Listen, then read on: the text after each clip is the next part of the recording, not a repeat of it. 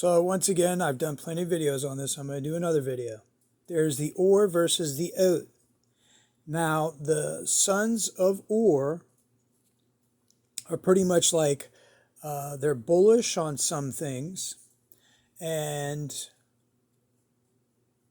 they're building the tent of the mind, the tent of the Rosh.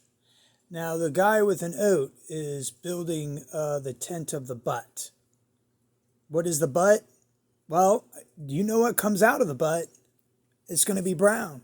So these sons of OAT are building the stinky houses. And if you take a look at the beginning of Ivri, you'll notice the original letter was a bullhead, and the last letter was the bull butt, and the mind is somewhere in between. Now, I'm telling you now, if you Palal and you ask Yeshua HaMelech Yehuda any questions on this, he will devour the Tzadik Hamim. And you have to ask yourself, Ata Ahavta Yeshua HaMelech Yehuda? Repeat it after me.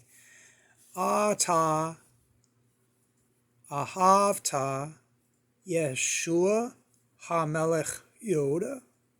Thanks for taking the time to watch. Like, subscribe, and give a thumbs up.